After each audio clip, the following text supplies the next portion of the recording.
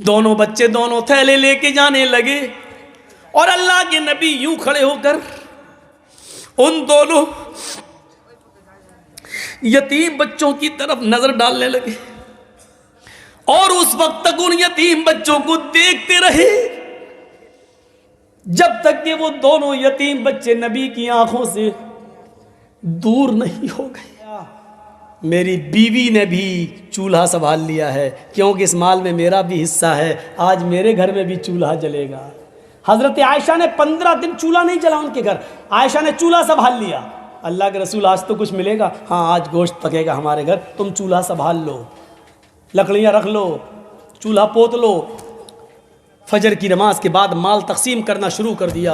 तकरीबन 11 बज गए, यानी जवाल का टाइम हो गया, तब तक माल बांटते रहे अल्लाह के रसूल और सबको दे दिया। अल्लाह के रसूल के हिस्से में भी 2 थैले आ गए, 2 थैला भर के माल। सब लोग जा चुके, अल्लाह के रसूल अपने 2 थैले लेकर जैसे ही घर की तरफ बढ़ते हैं, मस्जिद से बाहर निकलते हैं, घर की तरफ जा रहे हैं तो आपका रास्ता 2 यतीम बच्चों ने रोक लिया। एक की उम्र 7 साल, एक की उम्र 9 साल। एक ने दायां थैला पकड़ लिया, एक ने बायां थैला पकड़ लिया। एक ने कहा अल्लाह के रसूल मेरी माँ नहीं है, एक ने कहा अल्लाह के नबी मेरा बाप नहीं है, एक ने कहा अल्लाह के रसूल मेरी माँ नहीं है, मेरे बाप ने दूसरी शादी कर ली, दूसरी बीवी जो उसके पास आई है वो मुझे अपना बेटा ही नहीं मानती है, वो अपने और बेटों को खिलाती पिलाती है, मेरा ख्याल नहीं रखती। दूसरे ने कहा अल्लाह के नबी मेरा बाप नहीं है, उधर मेरी माँ ने दूसरी शादी कर ली, वो बाप मुझे कुछ नहीं समझता है और वो मेरी माँ का गुलाम सा बन के रह गया है। अल्लाह के नबी सल्लल्लाहु अलैहि वसल्लम मुझ पर रहम कीजिए। दाएं नजर डाली तो 7 साल, बाएं नजर डाली तो 8-9 साल। हाथ की बंदिश ढीली पड़ गई, ये थैला इस बच्चे को दे दिया और वो थैला उस बच्चे को दे दिया। दोनों बच्चे दोनों थैले लेके जाने लगे और अल्लाह के नबी यूं खड़े होकर उन दोनों यतीम बच्चों की तरफ नजर डालने लगे और उस वक्त तक उन यतीम बच्चों को देखते रहे जब तक कि वो दोनों यतीम बच्चे नबी की आंखों से दूर नहीं हो गए। फिर दरवाजे को दस्तक दी, हजरत आयशा दौड़ती हुई आई, दरवाजा खोला, देखती क्या है, जिस पोजीशन में दोनों हाथ खाली करके अल्लाह के नबी जिस हाल में गए थे उसी हाल में वापस आ गए, हाथ में कुछ नहीं है। पहला सवाल, अल्लाह के नबी खाली हाथ गए थे, खाली हाथ वापस आए, 15 दिन से घर में चूल्हा नहीं जला, आप ही ने तो कहा था घर का चूल्हा संभाल लो, मैंने लकड़ियां रख दी, आप तो कुछ लेके ही नहीं आए। फरमाया आयशा बैठो बैठो जी, पहले बात बताओ क्या हुआ। आयशा मुझे 2 थैले मिले थे, दोनों थैले भरे हुए थे, मैं अपना हिस्सा लेकर आ रहा था, दरवाजे के बाहर 2 यतीम बच्चों ने मेरा रास्ता रोक लिया। एक ने एक हाथ पकड़ लिया, दूसरे ने दूसरा थैला पकड़ लिया।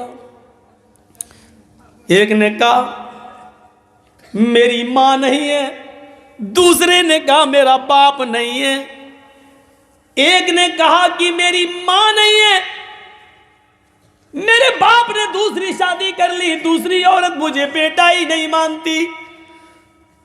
दूसरे ने कहा मेरा बाप नहीं है, उसने दूसरी शादी कर ली, वो कहता है मेरा बाप मुझे नहीं देख रहा है, वो मेरी बीवी का गुलाम बन के रह गया है। आयशा,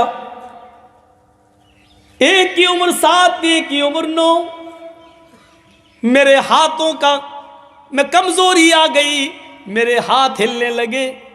आयशा, मैंने अपना थैला एक 7 साल के बच्चे को दे दिया, दूसरा 9 साल के बच्चे को दे दिया। रो रहे हैं अल्लाह के नबी।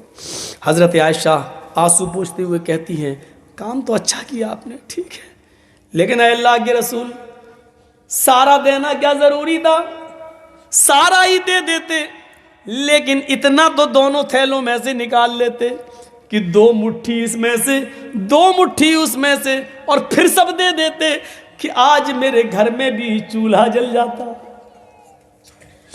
अल्लाह के नबी कहते हैं, आयशा मैंने यही सोचा कि थोड़ा सा निकाल लूं, लेकिन जब उसका मुंह खोलने लगा तो उन दोनों यतीम बच्चों के चेहरे को देखकर मैंने कहा, इन 2 मुट्ठी में हो क्या जाएगा, हम तो किसी तरह रह लेंगे, लेकिन इन यतीम बच्चों के माल में मैं कमी क्यों करूं? मैंने दोनों दे दिया। आयशा, यतीमी का दर्द क्या होता है ये तुम नहीं जानती हो, मैं जानता हूं। आयशा, तुम्हारे बाप अबू बकर तो आज भी जिंदा हैं, तुम्हारी माँ तो आज भी जिंदा हैं, तुम्हें क्या मालूम यतीमी क्या होती है? और उसके बाद आपने कहा, आयशा यतीमी का दर्द मोहम्मद से पूछो, मुझसे पूछो। जब घर में पैदा हुआ आमीना के पेट से, अपनी माँ के पेट से जब बाहर आया तो मेरे बाप मेरे पैदा होने से 2 महीने पहले गुजर गए। आयशा, जब मेरी माँ 6 साल की उम्र में मुझे मेरे बाप की कब्र पे ले गई और पहली बार मैंने अपने बाप की कब्र को करीब से देखा, उस वक्त मैं जानता नहीं था, इतना जानता था कि इस कब्र में जो सो रहा है वो कभी उठेगा नहीं, लेकिन कभी उठेगा जब मुलाकात होगी। मेरी मां मुझे मेरे बाप की कब्र दिखा रही थी, मैं अपने बाप की कब्र को गौर से देख रहा था और रो रहा था। पीछे मैंने पलट के देखा तो मेरी मां बेहोश पड़ी थी। मैंने हाथ पैर चलाए तो देखता हूं कि उसकी रूह निकल चुकी है। बाप की कब्र के ऊपर, बाप की कब्र को देखते देखते, बाप के सदमे में रोते रोते उसी कब्र के पास मकाम अबवा में मैंने अपनी मां को भी खो दिया। 6 साल की उम्र में मेरी मां भी मुझे छोड़ के चली गई। मैं 8 साल का हुआ तो मेरे दादा भी मुझे छोड़ के अब्दुल मुत्तलिब चले गए। यतीमी का सफर मैंने तय किया है, यतीमी का दर्द मैं जानता हूं कि क्या होता है, तुम्हें नहीं मालूम। आयशा, देखो ज़ोहर की अज़ान की आवाज आ रही है, अब मुझे मस्जिद में जाने दो। अल्लाह के नबी ज़ोहर की नमाज पढ़ने के लिए मस्जिद में जा रहे हैं।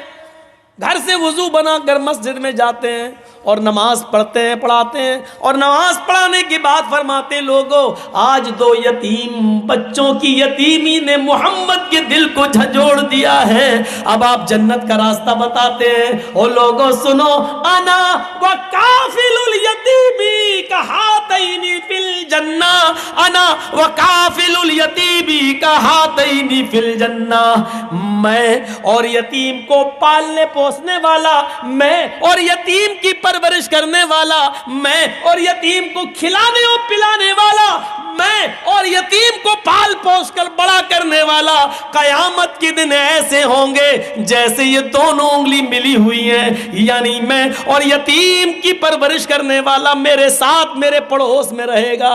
आपने इतना बड़ा दर्जा दे दिया है यतीम को खिलाने पिलाने वाले को, यतीम की देखरेख करने वाले को, कि मेरे घर के पास उसका घर, मेरे घर के बगल में उसका घर होगा, वो मेरा पड़ोसी बनकर जन्नत में रहेगा।